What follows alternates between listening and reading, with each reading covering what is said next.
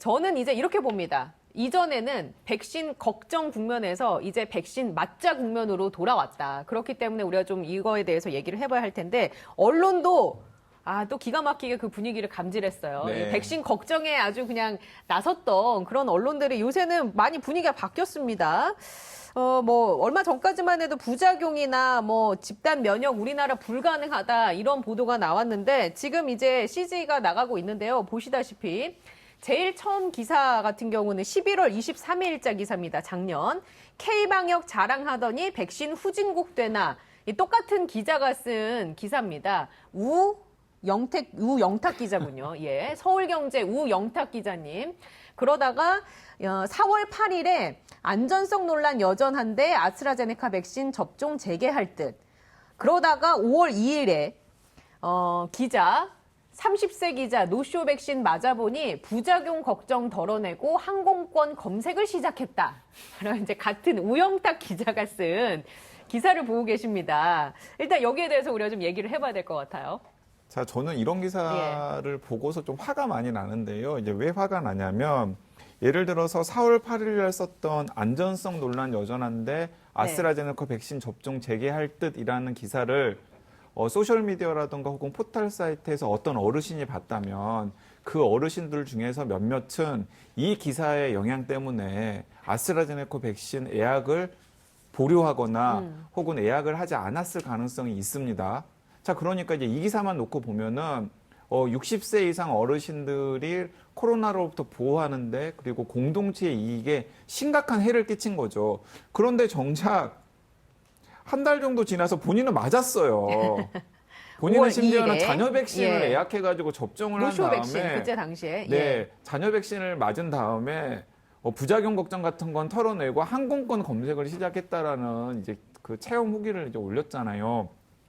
자, 그렇다면은 이 우영탁 기자님의 기사를 보고서 백신 접종 예약을 보류한 60세 이상의 어르신에 대한 책임은 어떻게 질 것인지 한번 물어보고 싶다라는 겁니다.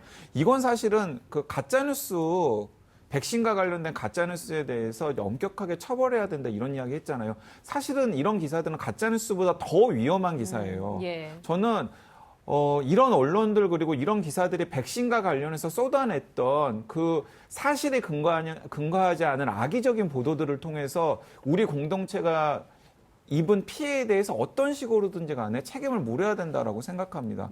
굉장히 좀 화가 많이 납니다. 갈팡질팡한 기자들 때문에 공동체 안녕이 무너질 수도 있는 그런 상황이 연출이 될 수 있잖아요. 교수님 어떻게 보십니까? 제가 이 방송에서 여러 번 말씀드렸잖아요. 언론은 영향력이 워낙 크기 때문에 제가 여러 말씀을 드린 것 중에 하나가 관점을 국민적인 관점에 둬야 된다. 그다음에 과학과 사실에 기반해서 보도해야 된다. 그리고 전문적인 영역이기 때문에 본인들이 잘 모르면은 전문가들에게 자문을 구해서 올바른 기사가 작성이 될 수 있도록 해야 된다.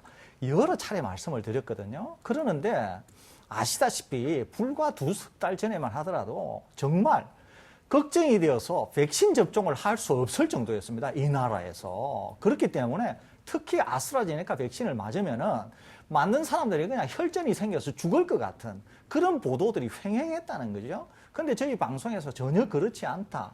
저희들이 아무리 얘기해 본들 그것이 맥히기나 합니까? 그럼에도 불구하고 사실 저희들이 계속 방송을 그렇게 해왔었는데요.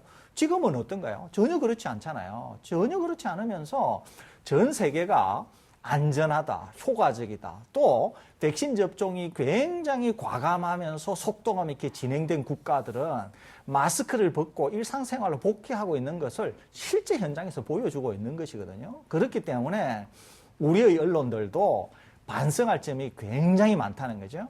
언론사뿐만 아니라 언론에 종사하시는 개개 기자분들도 정말 그런 점에서 본다고 하면은 혹시 뭔가 기사에서 미흡한 점은 없었는지 다소 뭔가 불합리한 점은 없었는지 이런 것들을 굉장히 되돌아보고 성찰하는 그런 계기가 돼야 되지 않을까 그런 생각마저도 갖게 됩니다.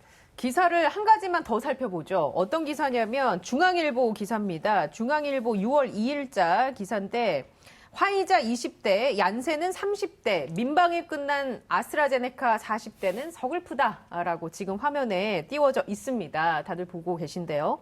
저는 이 기사의 타이틀만 봤을 때는 이게 좀 세대 간의 갈등을 부추기는 기사인가라고 생각을 했거든요. 어떻게 생각하세요? 네, 그런데 이제 기사의 내용을 예. 보니까 이제 그 심각한 오류들이 많이 있더라고요. 어떤 오류가 많이 있냐면 뭐 그게 이제 전문가 멘트도 아니고 일반 시민들 멘트를 따서 아스트라제네카는 맞기 싫은데 얀센 백신을 맞고 싶은데 30대에게만 기회가 돌아가서 너무나 안타깝다. 뭐 이런 류의 인터뷰를 실어놨는데 전체적인 뉘앙스가 뭐냐면 이런 겁니다.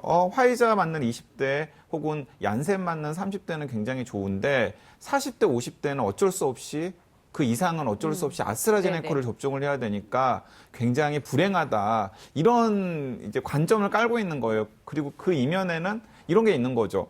화이자나 얀센은 좋은 백신인데 아스트라제네카 백신은 나쁜 백신인데 40대, 50대는 어쩔 수 없이 그 나쁜 백신을 접종하게 됐다.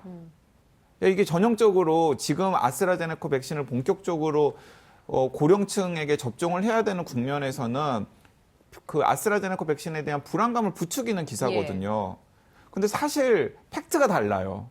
그러니까 어제도 얀센 백신과 관련해서 설명을 드리면서 말씀을 드렸습니다마는 그리고 설 교수님께서 좀 더 자세히 설명을 해 주시겠습니다마는 얀센 백신과 아스트라제네카 백신은 똑같은 거의 유사한 플랫폼의 백신입니다. 그리고 아스트라제네카 백신 때문에 논란이 되어서 중앙일보를 비롯한 많은 언론에서 입에 거품을 물고 시민들에게 겁을 줬던 희귀혈전 부작용도 얀센 백신은 똑같이 가지고 있습니다. 네. 그리고 효과만 놓고 보면 한 번 맞는 얀센 백신보다는 두 번 맞는 아스트라제네카 백신이 객관적으로 조금 좋은 것도 사실입니다. 그러니까 얀센 백신은 효과를 약간 희생을 하는 대신에 한 방에 끝내겠다라는 전략에 집중한 백신이거든요. 네. 자, 그렇기 때문에 사실 두 가지 백신의 우열을 가리는 것은 맞지 않습니다만은 둘 다 좋은 백신이지 얀센 백신이 아스트라제네카 백신보다 더 낫다라고 볼 만한 근거는 하나도 없거든요. 자, 그런데 그런 사실이 아닌 내용을 기사에 슬쩍 담아서 화이자 막는 20대나 얀센 백신을 사전에 예약할 수 있었던 30대에게는 뭔가 혜택을 줬는데 아스트라제네카 백신을 꼼짝없이 맞아야 되는 40대, 50대 그리고 60대 이상에게는 뭔가 안 좋은 백신을 줬다라는 네. 식의 갈등을 조장하는 그러니까요. 것이라서 네. 저는 그래서 나중에 40대가 뭐 모더나나 노바백스 맞게 될 수도 있잖아요. 그럼 그랬을 때 이 기자는 과연 어떻게 할 것인지. 그리고 이게 제가 봤을 때는 이 중앙일보가 짜놓은 본인들의 프레임 안에 40대의 분노를 좀 넣어서 어떤 정치적인 뭐 목적을 좀 달성하려는 건 아닌가라는 의구심까지 좀 생기거든요. 교수님 하실 말씀 있으십니까, 혹시? 아니, 뭐 이제 그런 의구심을 예. 가질만 하죠. 왜냐하면은 이제 기사를 쭉 기사가 되게 길어요. 읽어보면은 되게 길거든요. 그러니까 이제 본인이 어떤 생각을 가지고 있으니까 이 긴 이제 기사를 썼겠죠. 그런데 이제 제가 꼭 하나 드리고 싶은 말씀은 뭐냐면 지금 우리가 접종하고 있는 이 모든 백신은 아직까지도 정상적으로 허가가 난 백신이 아닙니다. 하나같이 다 긴급 사용 승인이 난 백신이에요. 그래서 미 FDA만 하더라도 아직까지 이 백신들은 정식 의약품이 아닙니다, 이게. 그러는데 워낙 상황이 엄중해서 긴급하게 사용하기 위해서 허가를 내준 것일 뿐이에요. 그러면은 이 백신들을 비교를 하면 어떠느냐 하면은 다 어떤 백신이든지 상관없이 하나같이 다 원하는 이상의 효과, 원하는 이상의 안전성을 갖고 있다는 거죠. 그렇기 때문에 그것면은 충분하다는 겁니다. 그렇기 때문에 어떤 백신은 어떤 백신보다 더 좋고 어떤 백신은 어떤 백신보다 더 나쁘다 이렇게 비교를 할 수가 없습니다. 왜 비교를 할 수가 없냐 하면은 임상시험을 할 때 이 4개면 4개, 5개면 5개를 가지고 비교를 해본 적이 없어요. 각자의 백신을 가지고 각자의 백신이 효과와 부작용을 그냥 데이터를 모아서 레포트를 했을 뿐입니다. 그렇기 때문에 각각의 백신이 충분한 효과와 충분한 안전성을 갖고 있다는 거지 그 둘 또는 그 넷을 서로 비교한 적은 없다는 거죠. 그렇기 때문에 이 기사가 얘기한 것처럼 마치 어떤 백신은 어떤 백신보다 더 좋다 이 얘기 자체가 틀렸다는 거죠. 그렇기 때문에 그러면 우리가 많은 사람들이 이렇게 생각할 거 아닙니까?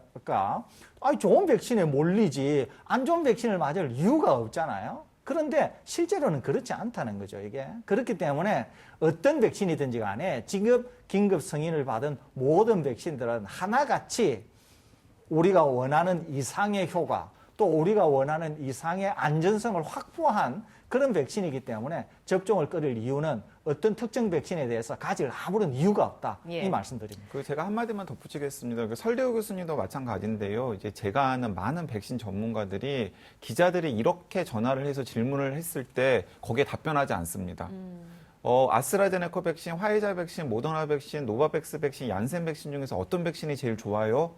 라고 질문을 하면은 그런 질문은 잘못된 질문입니다. 그런 질문에는 답하지 않겠습니다라고 말하는 전문가들이 너무나 많습니다. 왜냐하면 그 전문가들은 다 어떤 생각을 가지고 있냐면 지금 허가된 국내에서 유통되고 있는 백신은 모두 다 좋은 백신이고 그렇기 때문에 가장 좋은 백신은 내가 가장 먼저 맞을 수 있는 백신이 가장 좋은 백신이라는 생각을 전문가들은 합의를 하고 있는 거예요. 그렇기 때문에 이런 백신 중에서 어떤 백신이 제일 좋은 백신이에요? 시민들에게 어떤 백신을 권해야 되라고 하는 질문은 엉터리 질문이고 공동체 이익에 네. 도움이 되지 않는 질문이기 때문에 거기에 대해서는 답변을 하지 않는 겁니다. 이 시간에 쓰고 있다는 것도 굉장히 소모적으로 느껴지네요. 네. 예, TBS 코로나 특보에서 캠페인이라도 해야 할까 봐요. 가장 좋은 백신은 가장 빨리 맞을 수 있는 백신입니다.